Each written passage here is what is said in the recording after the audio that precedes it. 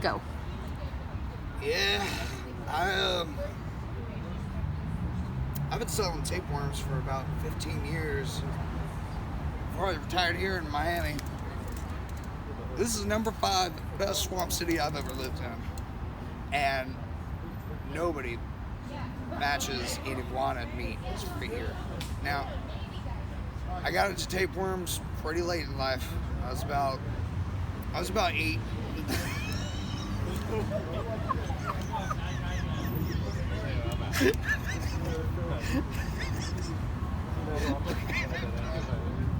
Okay.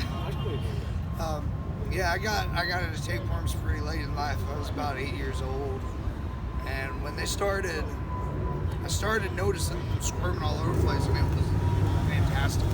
You're getting a lot of interesting stuff, and so I know that this is the later interview, but here we go.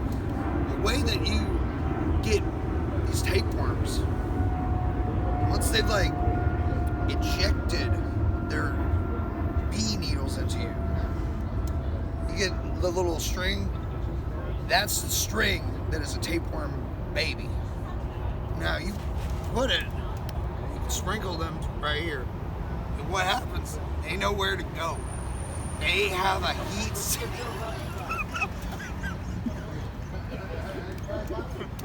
they know where to go, and when they get there, they latch on real good. And see, Annabelle was always adamant about them. We married pretty late. I was about 10.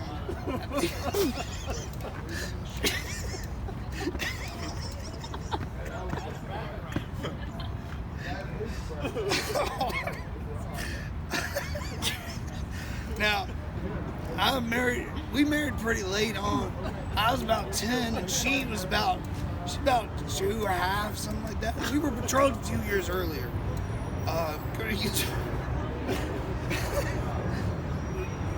We couldn't get to business until, I don't know.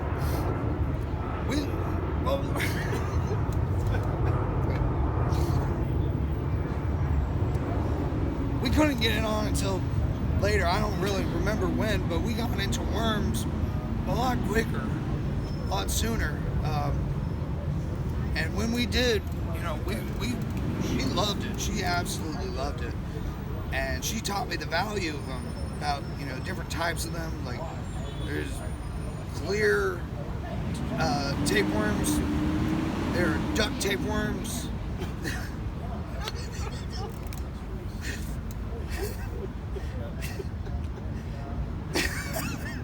There are duck tapeworms.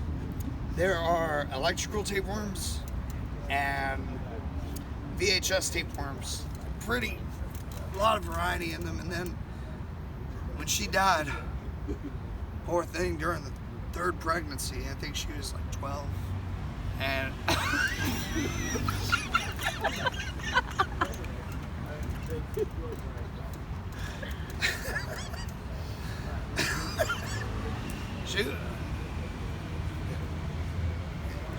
she died during the 3rd pregnancy. She was about 12 years old, and when that happened, I was devastated.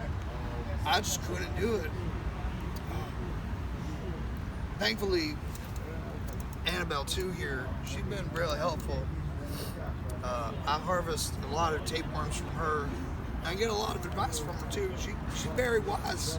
She's very wise for a dog. I asked her, I was like, can you get up on the bed? And she did, and started scooching her all over the place. She gave me so many tapeworms that morning. I was very happy. I knew it was a sign that day that I need to make this passion. So I started selling tapeworms around town. And at first, people kind of interested, but then they were like, no, they didn't. They just didn't want it. They didn't. And I thought it was a disaster. Nobody wanted it. But then I gave them out to the children, and the children started loving it. a few months later, a lot of the other members of the community came to me because there was an epidemic going in town. There was problems going on, sickness that had afflicted everybody, and we came to a census that tapeworms were involved. And I knew the only way to deal with it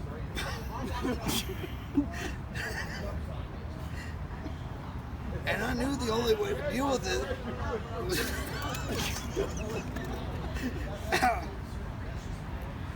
and I knew the only way to deal with it was more tapeworms. And we used them back up late, and we had to line up everybody in the town. About like this.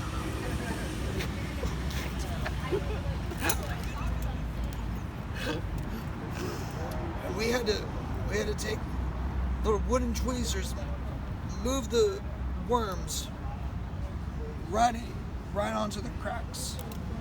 And we had to watch. You can't just let worms go into the hairs. No, they gotta go right there. And we realized, by golly, it worked. Everybody was sick one last time, and that was it. I don't think anybody wanted to eat, and that kind of helped. That's all I got. I'm out. Okay. What else? Talk about Malachi.